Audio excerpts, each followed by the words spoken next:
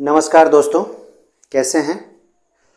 Daily current affairs रोज़ाना 6:30 बजे, याद है ना। अगर आपने सब्सक्राइब नहीं किया है, नए हैं चैनल पे, तो सब्सक्राइब कर लें, दोस्तों को शेयर ज़रूर करें ताकि वो भी इसका लाभ उठा सकें। सभी परीक्षाओं में करेंट अफेयर्स के प्रश्न पूछे जाते हैं, इसी लिहाज से रोज़ाना का ये करेंट अफेयर्स हमेशा के लिए चला है। चाहे आप बीएसएससी की तैयारी कर रहे हों, बिहार की जो लेवल की वैकेंसी निकली है इंटर लेवल की, या फिर आप बिहार दरोगा की तैयारी कर रहे हो, 69वीं बीपीएससी, 17वीं बीपीएससी, सब की जो तैयारी हो रही है, या फिर यूपी पुलिस की कर सकते हैं, टीचर की वैकेंसी आने वाली है बिहार में, दिल्ली पुलिस की आप वैकेंसी, हर वैकेंसी में करेंट अफेयर्स के प्रश्न आते हैं, तो इसका लाभ उठावें। रोज़ सुबह 6:30 बजे। चलिए पहले प्रश्न पे चलेंगे। देखिए यहाँ जो हम लोग मात्र 20 क्वेश्चंस देखेंगे, रोजाना के 20 क्वेश्चंस, कुछ अप टू डेट होंगे, कुछ जनवरी से होंगे। जनवरी 2023 से ये शुरुआत किया गया है, तो एक एक करके सारी चीज़ों को देखेंगे और प्लस उस चीज़ को समझेंगे कि आखिर क्वेश्चंस पूछा जो जा रहा है, अगर थोड़ा दूसरा तरीका से पूछ लिया जाए तो कहीं फंस ना जाए। तो एक एक चीज़ों को यहाँ पे समझेंगे। चलिए पहला प्रश्न कहता है, निम्न में से किस राज्य सरकार ने राइट टू साइट, ध्यान से देखें, राइट टू साइट एक योजना है के उद्देश्य से दृष्टिहीनता नियंत्रण के लिए नीति लागू की है। देखिए क्वेश्चंस इंपॉर्टेंट है, बहुत इंपॉर्टेंट है, इसलिए कि यह भारत का पहला राज्य है जो कि राइट टू साइट के तहत उद्देश्य से दृष्टिहीनता नियंत्रण पॉलिसी लागू किया है। ठीक है, लगभग 3 लाख लोगों को इसकी जरूरत है। 3 लाख लोगों की सहायता की जाएगी, उनके जीवन में रोशनी दी जाएगी, दृष्टिहीनता नियंत्रण किया जाएगा, सहायता दी जाएगी। ठीक है, इसका मुख्य उद्देश्य है, लक्ष्य है। ये लगभग 1%, ये है 1% लगभग, तो 1% को कम करके 0.3% लाने की योजना है।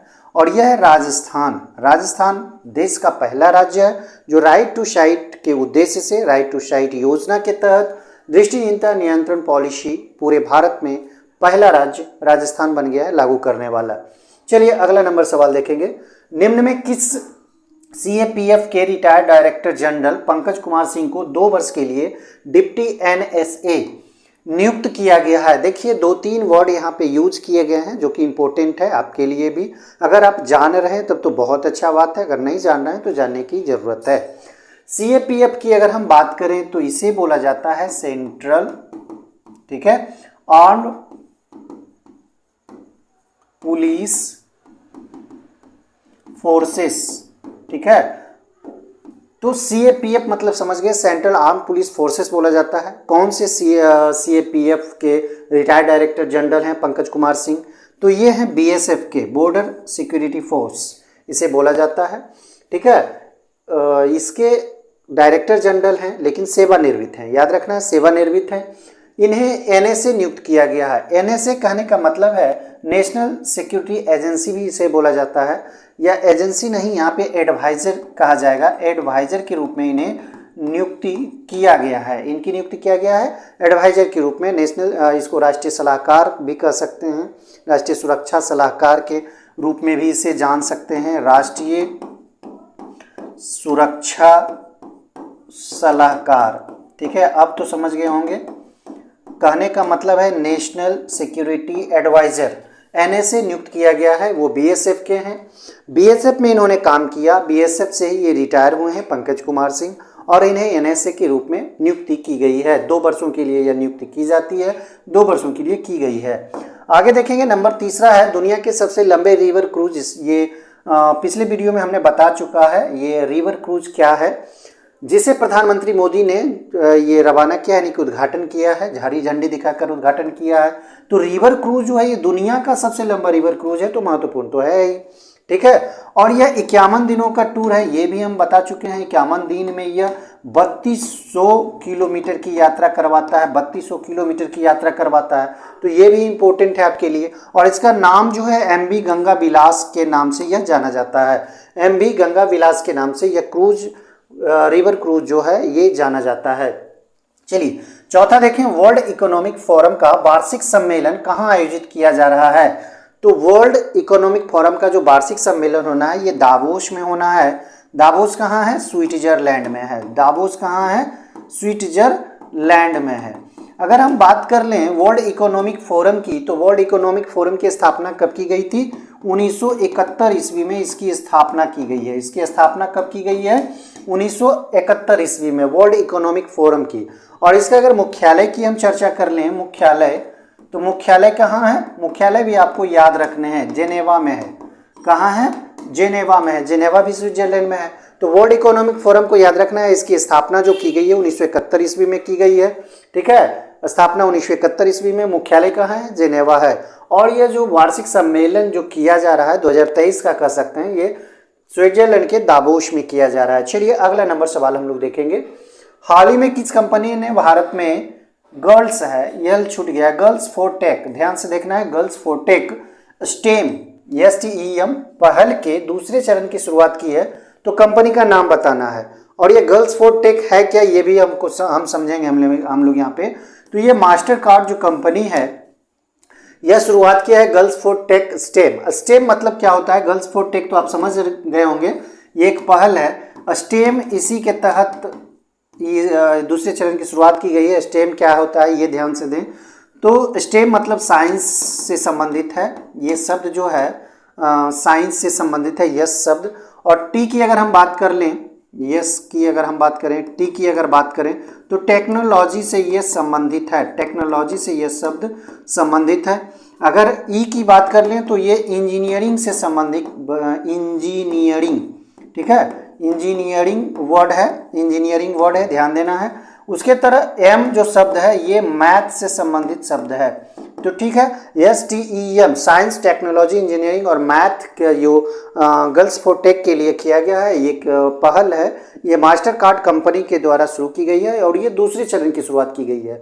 पहला चरण खत्म समाप्त हो गया, दूसरे चरण की शुरुआत की गई है मास्टर कार्ड के द्वारा। तो इस तरह से आपको हर एक चीज़ों को समझना है, सिर्फ रट्टा मारने से नहीं होगा, हर एक क्वेश्चंस को समझना है।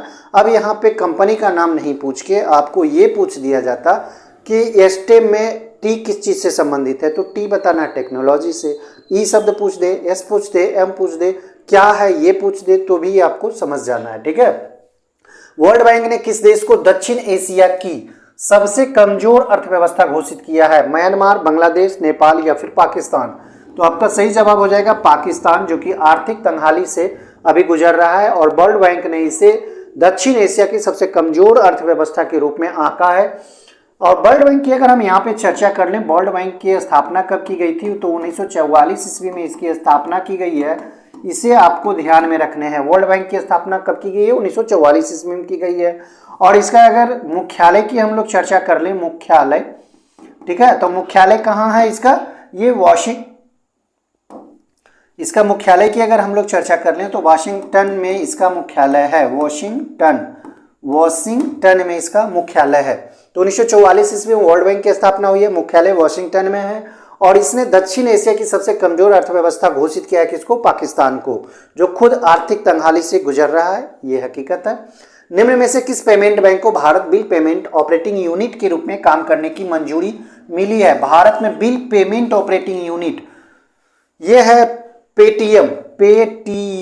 पेटीएम इसको कहा जाता है, पेटीएम पेमेंट्स बैंक। इसे मंजूरी RBI के द्वारा दी गई है। RBI के द्वारा ये मंजूरी दिया गया है कि यह बिल पेमेंट कर सकता है, चाहे किसी चीज़ का भी बिल हो, तो ये Paytm payments bank bill payment कर सकता है और ऑपरेटिंग यूनिट के रूप में भी यह काम कर सकता है। चलिए 8वां देखेंगे। निम्न में कौन सा देश अपने 75वें स्वतंत्रता दिवस पर जवाहरलाल नेहरू के चित्र वाला डाक टिकट जारी किया है? आप बांग्लादेश, म्यांमार, श्रीलंका, लाओस, 4 यहाँ पे देश का नाम है। कौन ऐसा देश है जो पंडित जवाहरलाल नेहरू के नाम पर वो अपने 75वें स्वतंत्रता दिवस में इनके नाम पर डाक टिकट जारी करेगा? तो यह है श्रीलंका। श्रीलंका ने यह घोषणा किया है, ये डाक टिकट जारी करेगा, इसने घोषणा किया श्रीलंका। इसका 75वां स्वतंत्रता दिवस था। चलिए आगे देखेंगे। 9वां, निम्न में से किस दिन हर वर्ष नेताजी सुभाष चंद्र बोस जयंती मनाई जाती है? तो पहले जान लें कि नेताजी सुभाष चंद्र बोस जो थे, इनका जन्म कब हुआ था? तो इनका जन्म हुआ था 23 जनवरी 1897 ईस्वी को। कटक में इनका जन्म हुआ था। कटक जो कि उड़ीसा में पड़ता है, अभी उड़ीसा में पड़ता है, ठीक है, कटक। और पहले ये कहाँ था, ये बंगाल का हिस्सा हुआ करता था, फिर बिहार का हिस्सा हुआ, फिर बिहार से ये अलग हुआ और उड़ीसा बन गया। तो नेताजी सुभाष चंद्र बोस का जन्म 23 जनवरी 1897 ईस्वी को हुआ था और इनकी जयंती 23 जनवरी को मनाया जाता है पराक्रम दिवस के रूप में। इसे भी आपको याद रखना है, पराक्रम दिवस के रूप में मनाया जाता है। पराक्रम दिवस के रूप में इसे मनाया जाता है 23 जनवरी को, नेताजी सुभाष चंद्र बोस का जन्म दिवस। एक एक पहलू पर ध्यान देना है, करंट अफेयर्स के साथ साथ जीएस को भी मजबूत बनाना है, ठीक है। चलिए आगे। संयुक्त समुद्री अभ्यास नाम है वरुण, हाल ही में भारत और किस देश के बीच संपन्न हुआ है। वरुण जो होता है ये फ्रांस के साथ में होता है। ये संयुक्त समुद्री अभ्यास है जो कि नौसेना के बीच होता है, नौसेना के बीच होता है। नौसेना किसके किसके नौसेना, भारत और फ्रांस के बीच यह होता है वरुण। भारत और किस देश के बीच संपन्न हुआ, फ्रांस के बीच। चलिए आगे देखेंगे। 11 निम्न में से किस देश के मिशेल सेंटेलिया, ध्यान दें मिशेल सेंटेलिया एक नाम है, मिरर टाइपिंग किताबें बनाकर, मिरर टाइपिंग इसका नाम रखा गया। मिरर टाइपिंग क्या है इसके बारे में अभी भी जानेंगे। क्या बनाया है, गिनीज वर्ल्ड रिकॉर्ड बनाया है। देखिए ये जो मिशेल सेंटेलिया है ये इटली के रहने वाले हैं, ये इटली के रहने वाले हैं और दुनिया के लगभग 81 किताबों को यह टाइपिंग कर चुका है। कैसे टाइपिंग कर चुका है, तो उल्टा, इसका प्रतिलिपि को उल्टा टाइपिंग किया है। प्रतिलिपि जो किताब है, प्रतिलिपि का उल्टा ये क्या किया है, टाइपिंग कर दिया। और यहाँ तक कि बाइबल है या फिर बड़ी बड़ी जो किताबें हैं, लियोनार्डो दा विंची का भी जो भी पुस्तकें हैं, या फिर 4 वेद जो भारत के हैं उसको भी, चारों वेद को टाइप करके एक किताब में, एक बुक में संकलित कर दिया गया है। और प्रतिलिपि ये क्या करता है, उल्टा टाइपिंग करता है, वो भी बिना देखे हुए। इसे महारत हासिल है। ये मिशेल सेंटेलिया है जो कि कहाँ के हैं, इटली के हैं और 81 किताबों का इसने प्रतिलिपि तैयार कर चुका है। और ये जो किया है, किताब बनाया है प्रतिलिपि, इसे मिरर टाइपिंग बुक माना गया है, नाम रखा गया है और यह गिनीज वर्ल्ड रिकॉर्ड में शामिल किया गया है। चलिए आगे देखेंगे। 12 निम्न में से किस दिन अंतर्राष्ट्रीय सीमा शुल्क दिवस मनाया गया। तो अंतर्राष्ट्रीय सीमा शुल्क दिवस जो मनाया जाता है वो 26 जनवरी को मनाया जाता है। हर 26 जनवरी को अंतर्राष्ट्रीय सीमा शुल्क दिवस के रूप में मनाया जाता है। अंतर्राष्ट्रीय सीमा शुल्क दिवस की शुरुआत कब की गई, शुरुआत की अगर हम लोग चर्चा करें तो शुरुआत इसकी हुई है 1983 ईस्वी से। 1983 ईस्वी से इसकी शुरुआत की गई अंतर्राष्ट्रीय सीमा शुल्क मनाने की। सबसे पहले यूरोपीय जो देश हैं, यूरोपीय देशों ने सबसे पहले ये मनाया था, अंतर्राष्ट्रीय सीमा शुल्क मनाया था, दिवस मनाया था और तब से इसकी शुरुआत हो गई। 1983 ईस्वी से यह शुरुआत हो गई और सभी देश, अंतर्राष्ट्रीय में जितने भी देश हैं शामिल, सभी यह मनाता है। 13 देखें। भारत और निम्न में से किस देश ने हाल ही में सांस्कृतिक सहयोग के लिए 5 वर्षों के लिए एक समझौता ज्ञापन पर हस्ताक्षर किया है। तो इसका सही जवाब बांग्लादेश हो जाएगा 13 का, ठीक है। आगे देखेंगे नंबर 14। वर्ष 2023 के पद्म पुरस्कारों की घोषणा कर दी गई है, दी गई। इस बार ये अवार्ड्स कुल कितने लोगों को दिया जा रहा है, ध्यान देना है, कितने लोगों को यह अवार्ड्स दिया जा रहा है। तो सबसे पहले जाने कि 91 लोगों को, 91 व्यक्तियों को पद्मश्री दिया गया है। इसको श्री बोला जाता है, पद्मश्री दिया गया है, ठीक है, इसे याद रखना है, पद्मश्री दिया गया है। और 9 व्यक्तियों को अगर बात कर लें, 9 व्यक्तियों को अगर हम बात करें तो पद्म विभूषण से नवाजा गया है, पद्म विभूषण से नवाजा गया है। अगर 6 व्यक्तियों को क्या दिया गया है, पद्म भूषण दिया गया है, पद्म भूषण दिया गया है। तो इसे आपको नोट कर ले, याद रखने हैं। टोटल कितने हो गए, 106 व्यक्तियों को पद्म पुरस्कारों से सम्मानित किया गया है। 15 देखेंगे। भारत की पहली नेजल कोविड-19 है। नेजल मतलब नाक में देने वाला ड्रॉप है, वैक्सीन। इसे इनकोवैक नाम दिया गया है। किस कंपनी ने लॉन्च किया है ये बताना है। तो ये भारत की पहली नेजल है कोविड-19 वैक्सीन है। इसे भारत बायोटेक ने तैयार किया है, इसे लॉन्च किया है भारत बायोटेक। चलिए 15वां ब्रिक्स शिखर सम्मेलन अगस्त में किस देश में आयोजित किया जाएगा? 15वां ब्रिक्स शिखर सम्मेलन तो यह किया जाएगा जोहान्सबर्ग में। किया जाएगा नहीं, किया गया। अभी के मामले में अगर देखें तो किया गया दक्षिण अफ्रीका के जोहान्सबर्ग में, ठीक है। जोहान्सबर्ग एक शहर का नाम है जो दक्षिण अफ्रीका में है, वहां आयोजित किया गया 15वां ब्रिक्स शिखर सम्मेलन। अब ये ब्रिक्स शिखर सम्मेलन की स्थापना की हम लोग चर्चा कर लें तो स्थापना इसका कब हुआ था? 2006 ईस्वी में। ब्रिक्स की अगर हम चर्चा कर लें तो ब्रिक्स है क्या, ठीक है। ब्रिक्स है क्या?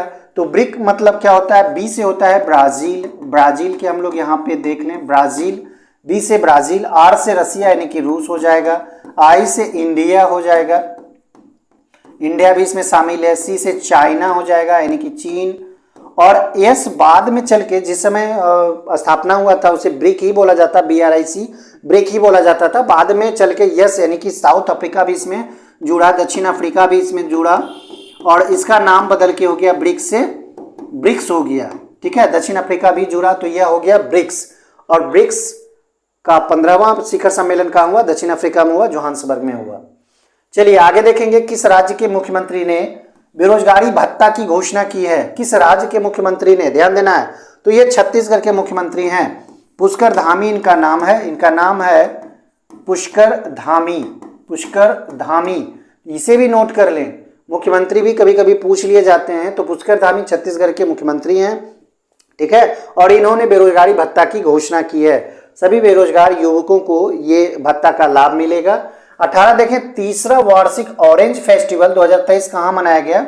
ये नागालैंड में मनाया गया है, ठीक है। ये जनवरी 2023 में मनाया गया है, जनवरी 2023 में यह मनाया गया है। कहाँ? नागालैंड में। नागालैंड, तो नागालैंड के कोहिमा जो है, कोहिमा राजधानी में मनाया गया है। खास करके जो जैविक संतरे हैं उसकी खेती के बढ़ावा के लिए इस तरह के फेस्टिवल का आयोजन किया जाता है। अब देखिए 19 नंबर देखें यहाँ पे, एरो इंडिया शो 2023 का आयोजन निम्न में से किस शहर में होगा? ये पूछा जा रहा है। तो हुआ तो ये बेंगलुरु हो जाएगा। एलहिंकी जगह है यहाँ का एयरफोर्स स्टेशन, ठीक है, एयरफोर्स स्टेशन में ये आयोजन किया गया। कहाँ? एलहिंकी में, एलहिंकी बोला जाता है, ये एयरफोर्स स्टेशन है यहाँ पे, ये बेंगलुरु में। कब से ये किया जा रहा है? ये 1966 ईस्वी से किया जा रहा है, ठीक है। 1966 ईस्वी से, 1966 से ये 14वां संस्करण है। यह कितना, कौन सा संस्करण है? 14वां संस्करण है। इसे भी आपको याद रखने हैं, ये सारी चीज़ों को जितने हम बता रहे हैं इसको या तो नोट कर लें या तो आप स्क्रीनशॉट लेके रख लें। दो काम कर सकते हैं। ये एरो इंडिया शो का आयोजन 1966 से किया जा रहा है, हर 2 वर्षों पर या हर एक साल कभी कभी होता है। तो एयर फोर्स स्टेशन एलहिंकी जो कि बेंगलुरु में है, 14वां संस्करण का आयोजन किया गया था। अब आगे देखेंगे अगला नंबर सवाल, 20वां और आज का अंतिम सवाल है ये। 20वां और आज का अंतिम सवाल है, किस केंद्रीय मंत्री ने नेशनल लॉजिस्टिक पोर्टल जिसे मरीन हाल ही में उद्घाटन किया है? ये पोर्टल को जो लॉन्च किया है ये सर्बानंद सोनोवाल हैं जो कि एक कैबिनेट मिनिस्टर हैं। ये नेशनल लॉजिस्टिक्स पोर्टल मरीन का ये उद्घाटन किए हैं। इसे एक तरह से कह सकते हैं ऐप है, ये एक तरह का क्या है? ऐप की तरह ये काम करता है, ये पोर्टल ऐप की तरह भी काम करता है। तो इस तरह के आप वीडियो देखें करेंट अफेयर्स के। आज का क्लास समाप्त होता है। वीडियो कैसा लगा लाइक और कमेंट कर हमें बताएं, कम से कम लाइक्स करें, तब भी हमें पता चल जाएगा कि कितना अच्छा लगा। और कमेंट इसलिए करें कि अगर कहीं सुधार की ज़रूरत है और कहीं अगर कोई गुंजाइश हो तो भी आप हमें कमेंट करें। दोस्तों को शेयर करना ना भूलें, दोस्तों को शेयर ज़रूर करें, दोस्तों को दिखाएं ज़रूर अगर अच्छा लगे तो। जय हिंद।